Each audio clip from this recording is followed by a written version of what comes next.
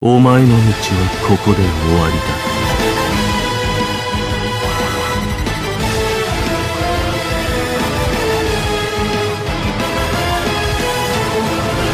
見せてその先の力というもの。ブリーチ、ブレイブソウルズ。Alright, what is going on, you guys? This is your boy, the Death Smasher, and welcome back to yet another Bleach Brave Souls video. And today we are back with our final top 10 before doing an overall top 10 best units in the game. And we're going to be tackling on the power attribute, which hasn't really received that much upgrades since then. But Very Hard Guild Quest did hit the game. It reset the meta, and some of the characters being organized in the list had to be changed or even dethroned, so it's a bit of a different list compared to what it was 5 months ago, with only 2 new characters being added onto the list. With that being said, if you guys enjoy the content, why don't you guys go ahead and smash that like button, subscribe to this channel, and hit the bell notification so that way you guys can show support for your boy. Also, I have a second channel in the description down below dedicated for gaming. I'm gonna eventually soon start live streaming Resident Evil 4 when I get around to it. But anywho, it's time to go ahead and begin the list of the top 10 power characters. But before we go ahead and begin, let's just go ahead and jump on over to the honorable mentions. And what happened, Bruno? Huh? Okay, who else is on the honorable mentions? Yumi Chika. I mean, yeah. And then who's our final honorable mention? Oh my god, no way. Oh, this hurts my heart, bro. This hurts my heart. I actually, got him off the list. Oh, that sucks. I love this character. But, yeah, sadly, Ichigo and Bruno both have been dethroned. Ichigo cannot make much use of his SA3 anymore because in guild quests, when you charge the SA3, your NAD units finish off the final boss and you're moving into the next phase.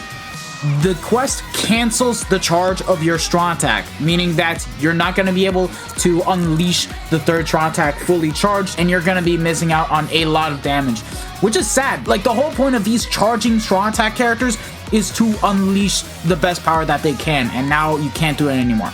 He can still be, putting in some work for epic grades. He can still be used in IT, but sadly, we just have a lot better characters to use now over this Ichigo. And keep in mind, he has Berserker 60, Frenzy +1, Havoc with Marauder, Double Killers of Hollow, and a Ronker.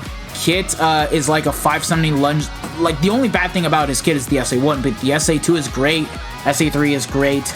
And yeah, maybe once he gets a resurrection this year, he should be getting it by the time we get to the 9th anniversary. If he picks up 50% SP boost, then he's probably gonna make his way back to the top 10 list and be good again. But we'll just have to wait and see from there. And Bruno, he pretty much shares a similar skill set as Ichigo, however was more so meant for nuking. And considering that nuking is also dead in Guild Quest, this character lost a lot of value. And he pretty much plays similarly to Ichigo, but does less damage on the strong attacks because he has only a Berserker 40, no charge SA, hit hidden enemies at least, there's that. And he provides a much better SA1, having the 40% shave range collision attack, which is better than the 570 lunge, 960 full screen. But yeah, both of the characters have fallen off for the exact same reason. And then Yumi Chika for the honorable mentions because he's pretty much the only ultimate farmer that we have in the game, but the character itself is pretty mediocre to bad. Like, his kit isn't even that good. He has, like, what, a shotgun blast? I would have been fine with it if he could inflict status summons, but he doesn't, and it's not a good take. SA2, 750 AoE all around him, not in front. It's a terrible strong attack, and then the SA3 is full screen. Yeah, we can't have this kind of kit. He plays like a 2017, 2018 character. No. It doesn't matter if you have like Frenzy +1 with Berserker 60 and the power attribute character strong attack damage of 20%. This guy struggles against the bosses even more than Uryu, and it's not even funny. So, yeah. And he's an ultimate farmer too. What a bad character.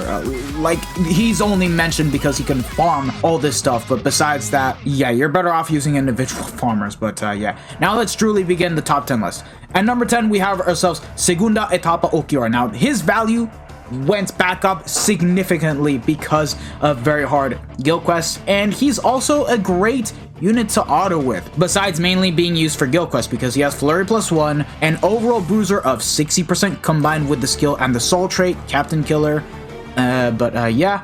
Multi-barrier +2 can debuff on the second strong attack. It would have been preferable if he could boost, just so that way he can pretty much have the exact same value as Mano or Hime or the new Christmas Nelliel, but I digress. He still has like a 50% killer effect in Guild Quest and 30% range damage in Guild Quest, and thankfully he's good in that game mode, and he even has an extra 40% normal attack damage when at full stam, and also has Sharpshooter. You can use this guy for autoing extreme co-op, which is actually pretty cool. The strong attacks don't really matter, but like he has an 18% shave, good for inflicting status elements, 800 AoE in front, and then the SA3 is full screen. So yeah, good to see that this character got his value back, and I think he's definitely deserving of the number 10 spot. At number 9, we have Swimsaruruka. But yeah, you disgusting assholes can go fuck off with this. Like, honestly speaking, y'all made a whole damn complaint of her model not being barefooted when she's wearing sandals. Like, come on, man. You guys can't be serious. But anyway, all jokes and criticism aside, this is still a very solid +10 Link Slot Potion character, but I don't consider her to be as good as Mila Rose. With that being said, she does have Frenzy +1 with a Berserker of 40%, full stamina damage boost of 30%, guard break, havoc of 20%, does keep the recharge, and most importantly, farms Link Slot Potions. And she has Drain on her entire kit. This is not a character meant to be used for Inheritance Trials, more so for Epic Raids and Inheritance Zone. So, there's that. She also has an additional 40% strong attack damage when at full stam, and also an extra 6% cooldown reduction. So yeah, and she has Medic for increasing the heals that you do with the SA3. The kit, she basically plays exactly like Asnot. 40% shave, SA1 pretty good, SA2 being the Vortex and pushback attack, because it doesn't give out barriers or heals or boosts. You can use that every 6 seconds. Considering she has the extra cooldowns, you're going to be able to use that quite often. And then the SA3 is going to be the same as 5th Anniversary Ichigo. So yeah, not a Guild Quest character, not an IT character, mainly for, you know, farming stuff. And she does a good job at that. Just no 80% SP boost, no Frenzy +2. She's just a solid character to use as a whole. So yeah, number 9, I think it's pretty much a good spot for her. And then at number 8, I have to give it to Thousand Year Blow Rukia. This character, okay, I'm gonna get some backlash for this, and it's pretty much gonna be controversial that I kept her at number 8 when I completely dethroned Ichigo and Bruno. But hear me out, lads. This character managed to outlive both Ichigo and Bruno, all due to her Bankai mechanic. Once you transform with this character for 10 seconds, you will gain a temporary disabler, meaning that you're going to be able to inflict status elements non-stop for 10 seconds as long as you are transformed, regardless of the attribute.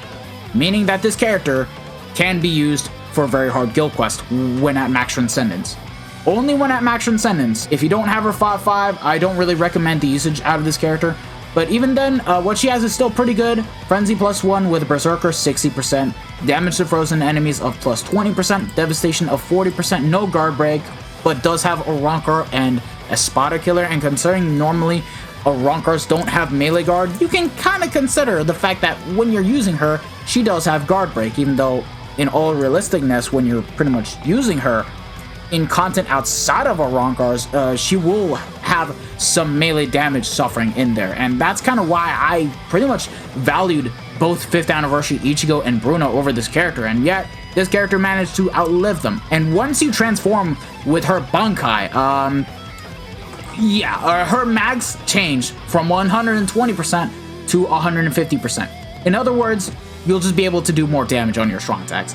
And also, another thing to take note of, when you transform into a Bankai state, you will stay in that form for 20 seconds. After the 20 seconds are up, you just need to wait for 10 seconds before you can actually transform again, which is still a broken mechanic, and it's just so sad that this isn't reutilized in today's meta. Like, can you guys imagine how broken this will be with how we get all these new characters? It's disappointing, man. Plus, it was a fun little gimmick that actually worked out nicely for this character especially, so yeah, that being said, SA1 sucks, 570 lunge, but then the SA2 is a 960 in front, and then the SA3 is full screen. So yeah, she's definitely a good character that has aged, but by the time we do start getting more power characters, she is definitely gonna fall off the list. So there's that, but like, she's still a usable character. You can use her just fine in IT.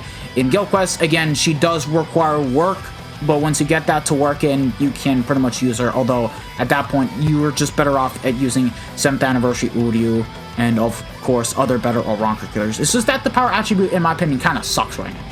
Anywho, at number 7, I have to give it to Spirits Are Forever With You Kisuke. Still the very first 80% SP boost character, and he's aged quite well as a character, if I do say so myself, with being able to inflict double status elements of Paralysis and Laceration, Soul Reaper Killer, no Sharpshooter, but again, he outlived Bruno, and this guy came out a month after Bruno.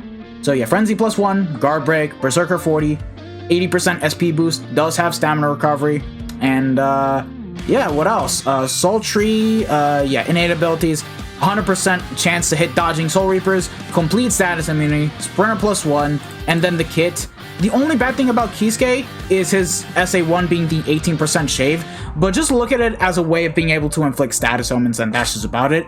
However, he does have the beautiful 960 into Homing Vortex, and then the SA3 being full screen, so yeah, pretty good. He aged quite well as a character, and I will not be surprised if by the time I update this list, he'll still be in there. I don't think this guy is dropping off anytime soon, whereas Rukia, again, once we start getting more power characters, she's definitely going to get dethroned. So, yeah. At number 6, I have to give it to Eburn. Now, this is still a pretty good character, and look, it's kind of controversial. You guys can decide that Kisuke is going to be at number 6, and you guys would be right, and Eburn would be at number 7, but I feel like ranking Eburn a little higher is because of the fact that he just has a bit more of a consistent damage output, and on top of it all, he is also a farmer, and you can use him to farm droplets. He has a guaranteed +10 drop rate, has 30% droplet drop.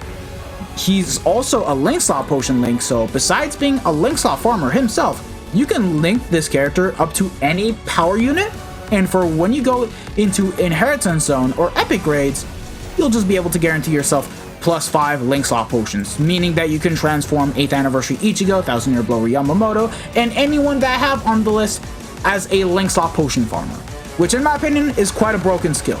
It's not toxic, and I like it. But yeah, going back on topic, besides being a farmer, he does have Frenzy +2 with Berserker 40% and damage to lacerated enemies of +60%. Really good skills. Devastation of 60% as well, and also has the power attribute character special move damage of 30%. He buffs himself and all of his party members' special move damage, which is stupid, bro. It's stupid. Back then, before GQ got the reset, I liked using this character alongside Yamamoto because it meant making the Soul Bomb even more busted and not having to rely on side units just to get the perfect sync and nuke and just get, like, I don't know, 0.5, 0.4, you guys know what I mean. And the only wasted skills on this character are Crystal Jewel drop of 50% and Coin drop. Get that shit out, man. Like, this is not good. We do not want to see this. These skills could have been easily replaced with 80% SP boost and increased status element chance. If Eburn had that right now, I'd easily put him among the top 5. But that being said, this character is actually quite good. He plays pretty much like Asnot. The way of how I would like to see it is that he's an Asnot without the 80% SP boost, because 40% shave SA1, Vortex into pushback, and then the SA3 is full screen. So yeah, pretty strong characters still. Pretty strong. So yeah, and also he does keep the recharge. What about the innate abilities? Yeah, he also has hit enemies plus guard break, havoc at 20%, and sprint +1. So yeah, I think he fits the number 6 spot for a very good reason.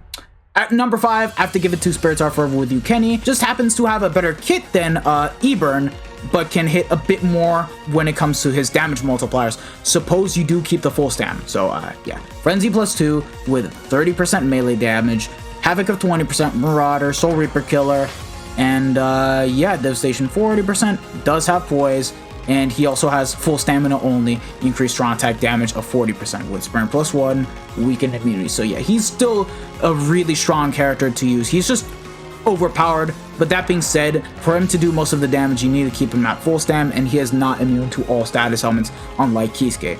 But anywho, the kit, yeah, SA1 is going to be the Suction Vortex, SA2, 3k length beam, and then the SA3 is full screen. So yeah, he's good. He's a really strong power character as a whole, and he can hit quite well consistently. He's definitely one of the better aging Spirits Are Forever With You canon characters because all of them have pretty much aged out. Azushiro is crap. Roka, I had to pretty much put her out of the top 10. There's just no other good canon novel characters from Spirits Are Forever With You, and this guy aged well, which is good to see. Up next at number 4, I have to give it to Nelio because she's basically similar to Kenpachi in terms of DPS, just a bit less because, you know, no melee damage, but she does have a lot more to her kit than what meets the eye by just having increased status omen chance against technique attribute enemies, and also, well, yeah, Frenzy +2, Havoc of 20%, damage to weakened enemies of +40%, is immune to every status element, decent Soul Bomb of Devastation 40, hit underground enemies, Marauder. She farms super pots as well. Sadly, I don't know why, but they didn't give her the normal Link Slot Potion skill or the Droplet skill. Man, this character was so close to being an ultimate farmer that worked out nicely for every single content out there. It's just a shame, really. And then her innate abilities. She does come with 20% stamina recovery, read all affiliation dodges, and Sprinter +1. And the kit, believe it or not, it's similar to Kenpachi, just completely swapped around. Because she has the 3k length beam, albeit less width. 870 compared to Kenny, where he had like, what, 1020? He had that, no? Yeah, 1020. So sadly a bit less, but it's still good strong attack nonetheless. Suction Vortex, it's now as an SA2 rather than an SA1, and I take it. And then the SA3 is full screen. So yeah, pretty similar playstyle, just that she has a bit more benefit because, again, increased status element chance, broken skill, and of course she farms super pots. I think she's definitely deserving of the number 4 spot. Anywho, the remaining 3 spots of the top 10 power list is subjective. Like, you can argue for any one of these characters to be number 1 and you guys would be right because each of them have flaws with how they play out, but I have to rank them like this. At number 3 is going to be Parasol Rukia, number 2 Yamamoto, and number 1 8th Anniversary Ichigo. But let's just start off with Rukia.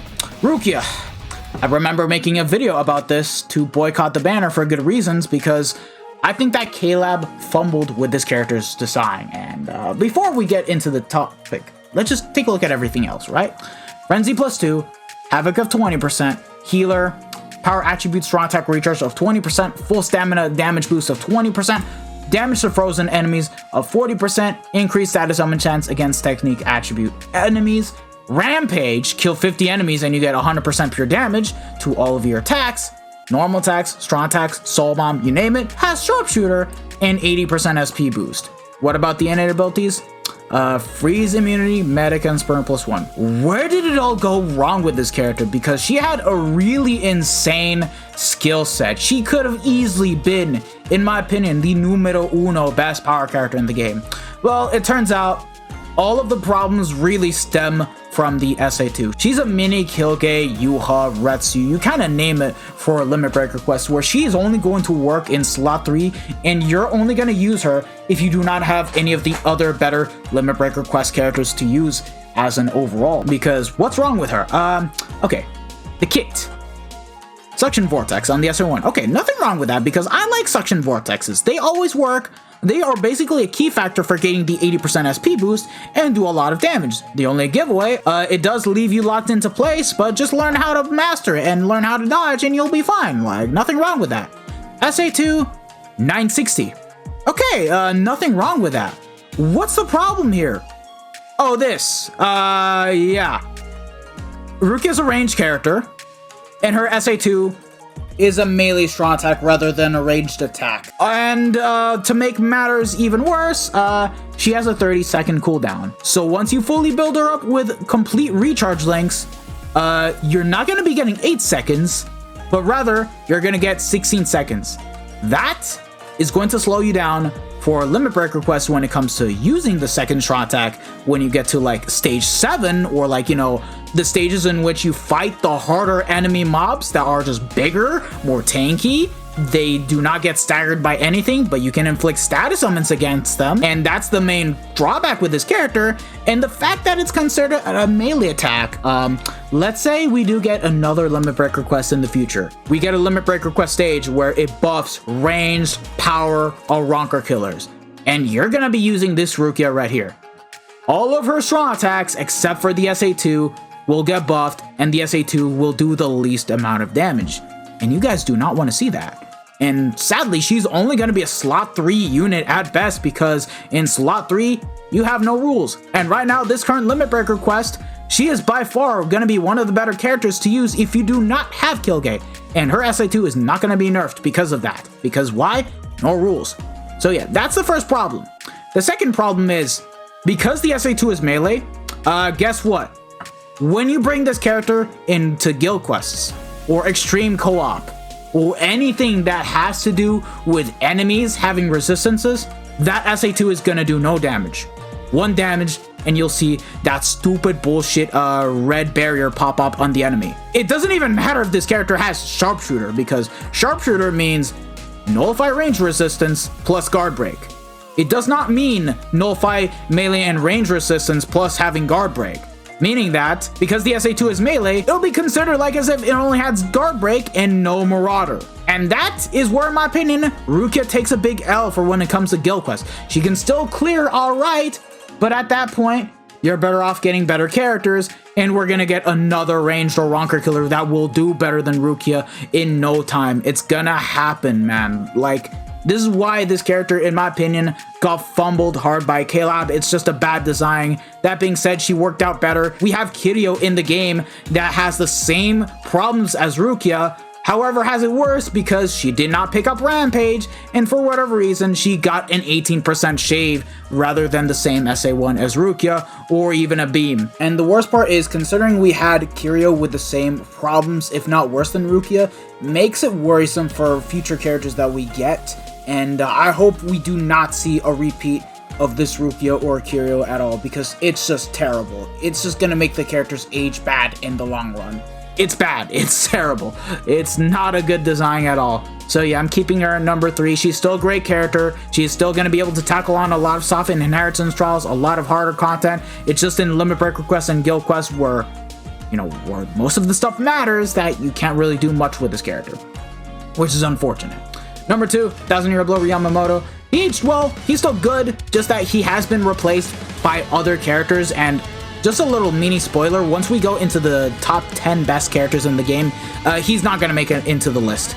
He's not, because we have gotten officially better characters over the past 5 months that just completely replace him for Guild Quest. So yeah, that's all you guys really need to know. But the skill set is still quite good. Frenzy +1, Berserker 40, 80% SP boost, and once you inflict the status elements, you do get 40% more damage to burning and weakened enemies. And you also have a really strong soul bomb with bombardment and weakened defense. Pretty good. Weakening and burn on the entire kit. Where did it all go wrong with this character? Just, you know, no increased status summon chance. So while he's still strong in Guild Quest, if you bring this character in like Limit Breaker Quest, IT, you guys will notice that sometimes RNG can really screw you over and not let you get the 80% SP boost, which isn't that good. Like, I like this character, but like, I can also feel some problems with it already, and I had this character max transcended since day 1, but yeah, 50% dodge, hollow damage, havoc of 20%, and spread +2. But the kit is great. 3k length beam, 916 to homing vortex, and then the SA3 is full screen. Still a great character. Less flaws than Rukia, and that's why I'm pretty much putting him at number 2, because he's still a great and usable character for both Limit Breaker Quest, Guild Quest, you guys name it, and yeah, pretty good spot. And then at number 1, 8th Anniversary Ichigo. He is by far an autoing king. He does it better than 1,000-year blower Aizen. He does it better than any NAV character. This guy is capable of autoing co-op Inheritance Trials just by having Frenzy +3, increased status summon chance against technique attribute enemies, full stamina damage boost of 20%, and having weakening and drain on his entire kit. Making this guy heal up like crazy. It's not even funny, and also has shared complete status immunity. But that being said, despite being an autoer, he still is a pretty good character, albeit the kit is actually kind of slower than Yamamoto, despite being able to pretty much outdamage him with the SA2 and SA3. But anywho, the other skills, he does have double killer, such as Hollow and No Affiliation. Yama pretty much also shares Hollow killer, but has Quincy killer, but like, I digress. Also has hidden enemy chance 100%, poise break, Really useful in limit break requests, although I did not use him in this month's limit break request because Healgate was pretty much more essential for the team. And then, again, is immune to all status elements and has Sharpshooter, Nullify range resistance, and Guard Break. Sultry, what about that? Read all affiliation dodges, Poise, meaning that he cannot get staggered. Matter of fact, I'm starting to like Poise a lot more on the units because of limit break requests and not being able to get staggered, and Sprint +1. Yeah, pretty good, pretty good. That being said, the only bad part about his kit is just the SA1. He has an 18% shave. Definitely strong with the Frenzy +3 and 20% full stamina damage boost, but you kind of don't want to have that for like limit break requests, skill quests. Like, you guys can notice the difference, but in IT it's a fine strong attack. I've got not too many problems with that unless if it's buffed with some really strong multipliers, so you can definitely make use of that. SA2, less range than Yamamoto, but it's still ridiculously OP regardless. 750 into Tracking Vortex, you cannot go wrong with that, and it's going to be Ichigo's strong point with the kit. And again, he is going to be inflicting status elements non-stop, way more than any character with Frenzy +2 and the increased status element chance skill. And then the SA3 is full screen, 1200 radius. And yeah, in my opinion, for me, Ichigo is #1 for power. And if you guys are also wondering why I put Ichigo and Yama higher than Rukia, they have faster cooldowns on their strong attacks. They'll be able to clear a lot faster, whereas Ichigo and Yama can pretty much clear at a similar pace, but Ichigo just a tad bit faster. Anywho, if I were to rank Ichigo among the top 10 best units in the game, I wouldn't know. We'll find out by the time I make the list and once I make preparations for that. So stay tuned by just subscribing and hitting the bell notification like always. Anywho, let me know if you guys agree or disagree with the list. We have gotten some positive and negative critiques about the whole thing, but so far, it's been going good. I do want to say thank you guys so much for the support, for, getting me there. We're getting close to 10k subs, so let's get there, shall we? Like, we're not too far off. Anywho, if you guys have enjoyed it, don't forget to smash that like button like always, share this video with your friends and family, subscribe to the channel if you guys haven't already, and hit the bell notification so that way you guys are up to date with my most recent videos. This has been your boy, the Death Smasher, and I hope to see you guys all in the next one, so have a wonderful day, lads. Peace out. Bye. Sayonara. Ciao, ciao.